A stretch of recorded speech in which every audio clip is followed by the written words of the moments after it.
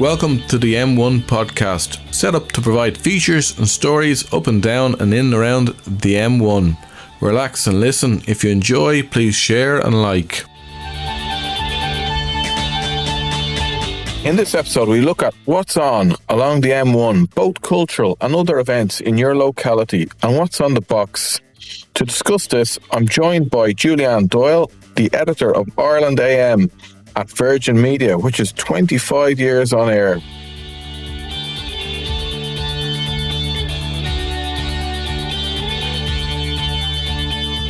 So Julianne, you're editor at Ireland AM, and I'd love to talk to you about that a little bit later, but you are from Rush, and you, unlike most people, maybe you moved from the commuter belt, i.e. Rush, to Balgriffin, which is just a bit closer to Dublin, whereas many people, myself for example, I moved out to Balbriggan.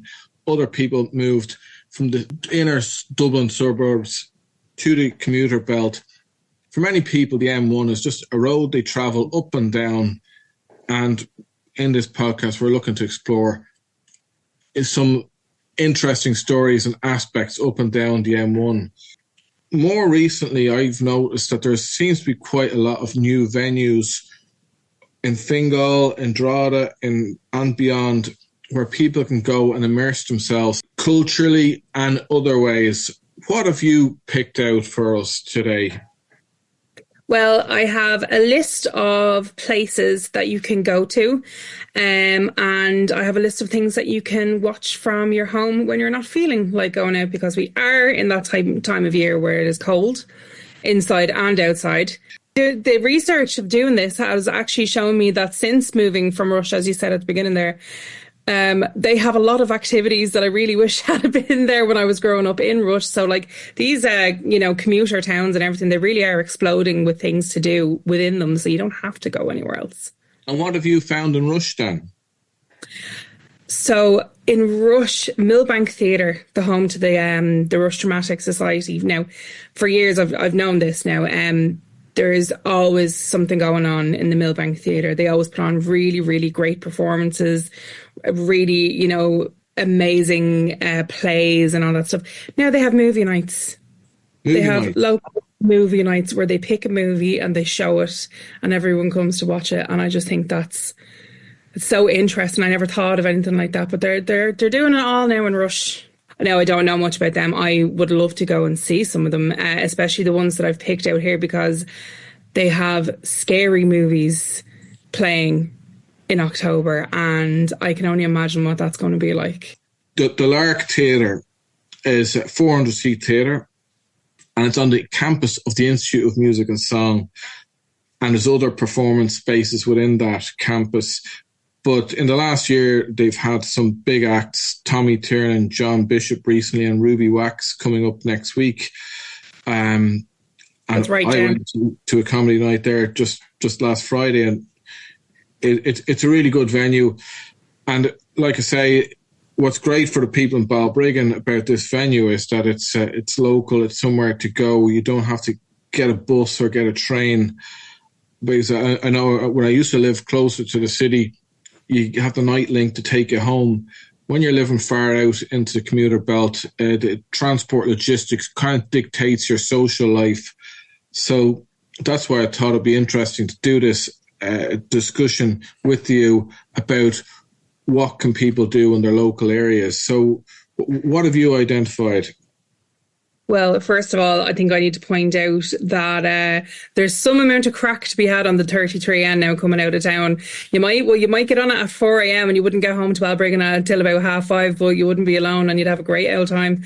But it's been a long time since I've been on that bus anyway. So maybe that's a night out in itself. It is a night out in itself. The best entertainment of the night is on the 33N on the way home. So the Lark in Balbriggan, there was a lot of things coming up. So there's like I read that range from music to talks to comedy. There's you have to go on to the onto the website to see, because they really do. They have a rake of things that are coming up. One that's coming up soon is the songs of Joni Mitchell. Are you a Joni Mitchell fan? She's from the 1960s, so folk singer. That's right. Yeah, very Americana. Yeah. Yeah. Oh, she's brilliant. But they're putting on a they're putting on a performance of her songs from some of her best albums. So like Clouds, Ladies of the Canyon, and her landmark Blue, which is probably her most famous one. But it just sounds so beautiful. It really does. And I've always found her music to be very, Woodstock generation and everything. Yes, definitely wouldn't have been something I say. I'm going to Balbriggan to listen to the music of Joni Mitchell. It's something you wouldn't think of. All right. Absolutely not. So that's one thing that definitely caught my attention.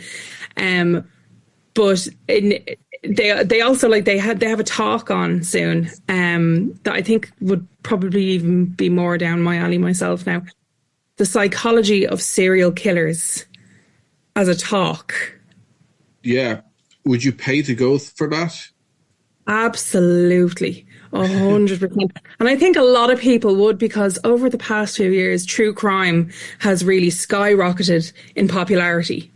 Well, true crime podcasts are very popular, aren't they? There's so many of them, you'd be falling over true crime podcasts, honestly.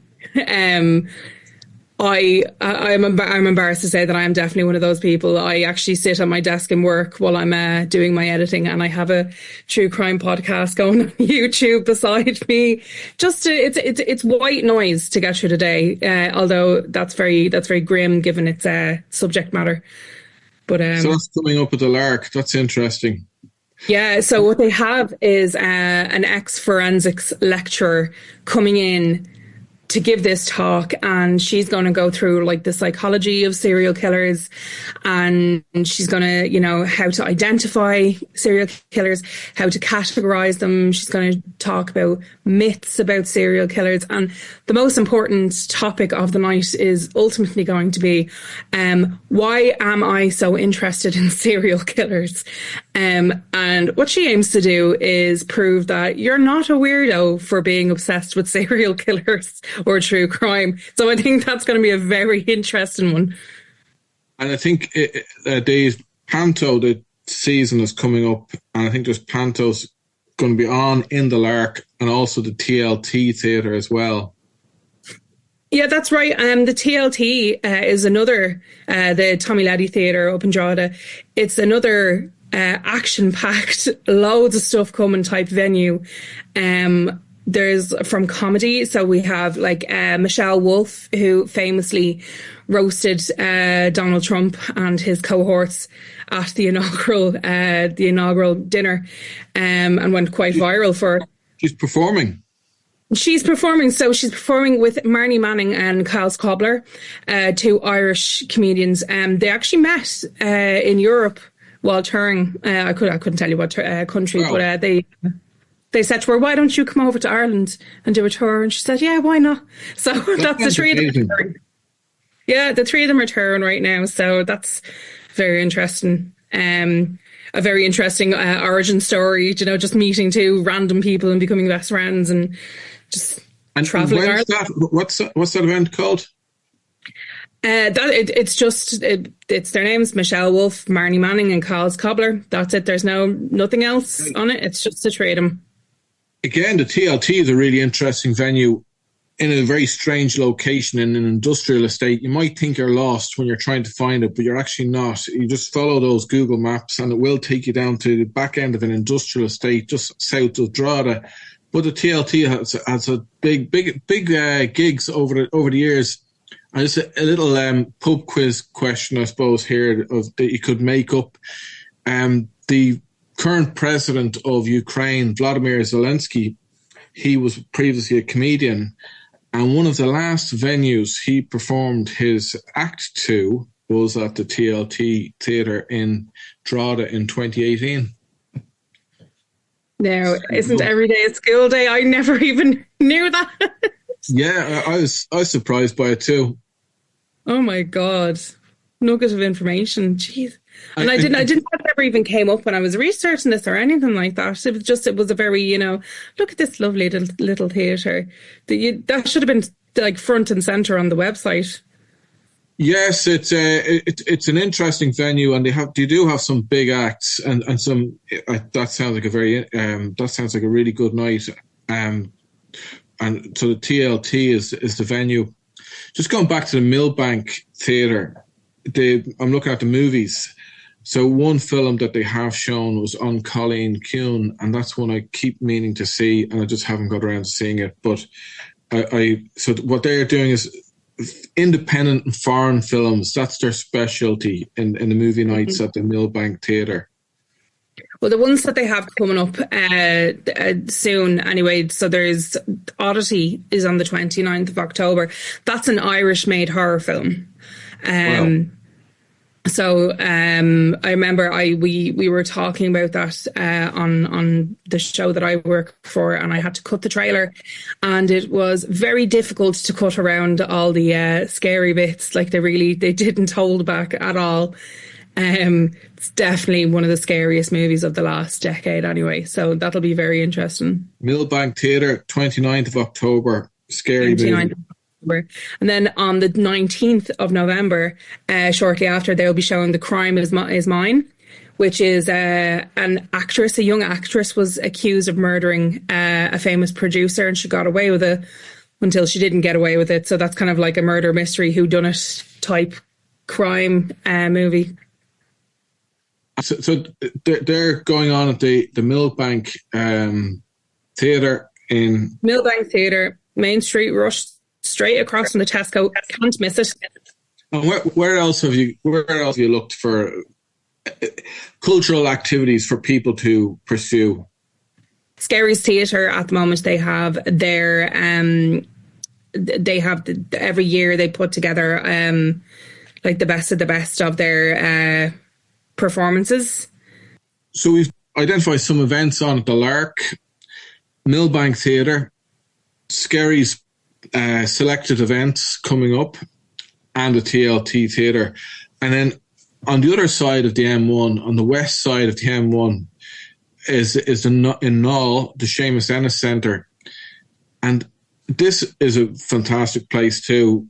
Lovely venue, kind of like a mini version of the Institute of Music and Song in terms of what a nice venue it is, but how creative they are, because they have on the 2nd of November, International Uilleann Piping Day. So that sounds like a good event to go to. And they have Des Bishop performing his comedy. Des Bishop. They're showing Kneecap in the Seamus Ennis. In the Seamus Ennis Centre, they're going to be showing the Kneecap movie, which is interesting because I'm pretty sure it's still out in cinemas. But it's great that it's getting such a widespread audience because it's fighting for the Irish language and everything like that, and it's probably a film that's going to be taught in schools in a few years to come. An interesting thing about the Seamus Ennis Centre is that they have a lot of their things are online as well as in person. So even if you can't make it, you can log on online and experience it. You know what I mean? I remember being up in Donegal. There's a place called Idas Gael, which is like a Gaeltacht for adults. But I always wished for, why can't there be something like that? But just on a daytime basis. But on the Seamus Ennis Centre kind of offers that Irish engagement with Irish culture. So it's a really great resource for the community. Yeah. Seamus Ennis Centre, October 24th is Kneecap. They're showing the film. It's Irish language film. It's got rave reviews worldwide. Then comedian Des Bishop is performing on the 15th of November. And then there are plenty of other events on at the Seamus Ennis Centre. 5 venues local to anyone who lives up and down the M1. It didn't really cover Dundalk. But what if sometimes people get home from their commute? Sometimes it can be a long commute for people and they're very tired. And with the sprawling suburbs that we live in, sometimes a train station's a bit of a distance away. So people can be really tired, just not want to get up off the sofa. If you want to stay on the sofa, do you have to subscribe to Netflix, Disney, Amazon Now, and whatever else? Do you have to have a subscription in order to enjoy something? You definitely don't. What you'll actually find is that there are streaming services that you can view for free, such as More4, RTE Player, Virgin Media Play. And a lot of the times things that you may have, previously found on the likes of Netflix or Prime or anything, they'll also just appear on the More4 website or the RTE Player. Once they get that, they get the licensing for that, it'll pop up there anyway. So you just wait a little while. You know what I mean? But there's plenty there to keep you going. Plenty. I noticed that with Modern Family, for example, and Young Sheldon, I watched them initially on one of the subscriber servers, and then More4 as it all, and have even more episodes than were originally on the pay for. And this year, after 13 years subscription, we actually unsubscribed to Netflix, and in the last, so I have found RTE, Virgin Media, and More4 and TG4 actually all have great programs and have enough to binge watch. I know on RTE I really enjoyed the comedy, a very enjoyable comedy on RTE, and they do say that RTE doesn't do good comedy, but The Dry on RTE and Obituary on RTE are both really well worth watching. And then the Virgin Media Player has lots of good stuff. And what I like about Channel 4 or More4's app is the Walter Presents, which is European drama. I don't know if you watch any of this, but there's a really nice program called Seaside Hotel on Channel 4's app. Their European drama section is called Walter Presents. And this particular program is called Seaside Hotel, and it's this period comedy drama set in a seaside hotel in Denmark in the 1920s and 30s. And it's about 6-7 seasons, and it's very funny. It's all subtitled, but it's a really good watch. So there's if the world can get obsessed enough with Squid Game and read subtitles on that, I'm sure that's not a problem. And so you're editor of Ireland AM, which is going 25 years. 25 years last September, I'll have you know, actually. I only know that because it was a very long week of work for myself and my fellow editor. But yeah, 25 years. And what would people expect to see if they're watching a program, an episode of Ireland AM? Because it's on for 3 hours every Saturday and Sunday. It's on for 3 hours every day of the week. Monday to Friday, it starts at 7 a.m. until 10 a.m. And then on Saturday and Sunday, 9 a.m. to 12. So, and what kind of topics, or what's is it discussions that people are saying that?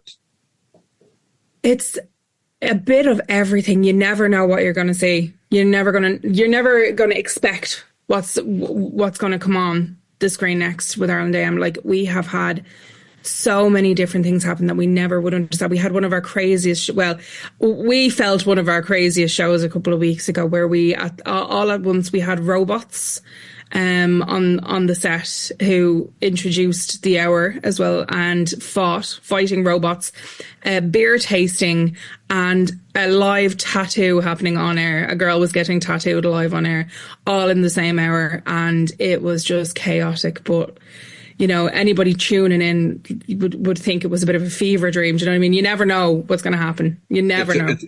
But it's to the end of providing a bit of entertainment to people at home. That's it. But of course, there's the other side of it where, you sit down chats, very, very serious topics. And I think that those are done quite well as well. Do you know what I mean? So listen, the team is great and the presenters are great, and anything that is kind of, given their way, they handle really well. I've watched a few episodes of it recently on the Saturdays, in fact, and it does look like a lot of fun for you to work on, but it is good watching on a Saturday and Sunday morning. A pioneer in morning TV as well, because RTE didn't have morning television, and it was right, yeah. What was then TV3 that pioneered kind of copying, I suppose, This Morning on ITV. But 25 years, it's amazing that time goes so quickly. I remember when Gráinne Seoige and Amanda Byron and all these people were on TV3 in 1997, and now it's so many years later, and you are now the editor of that program. I know. How is that for you? It's crazy. It really is. From going from, you know, switching on the telly and watching it to going on the credits at the end is really exciting. But I honestly couldn't see myself anywhere else. The team is it's really fun. It's really great. Every week is a different week. You know, it's one thing about jobs that I always found was, you know, monotony and repetition and all that. It's not like that on Ireland AM. Trust me, it's not like that. It's absolute madness. Thanks, Julianne, for joining me to discuss what's on in Fingal and up and down the M1 in terms of cultural activities and what's on the box on the various different players. You don't need to pay for a subscription. What we've talked about today is just gives people an idea of some of the things that they can be getting involved in and getting interested in, and hopefully entertaining them.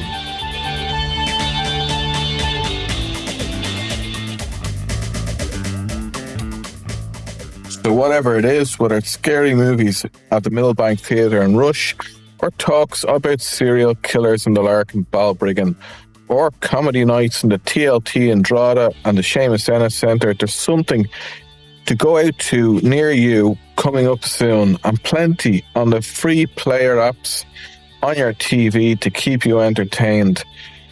I hope you enjoyed this episode.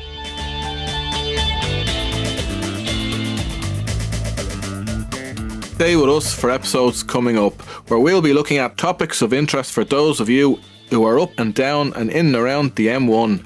I'm Garrett Mullen, and this is the M1 podcast, and thank you to David West for sound and editing.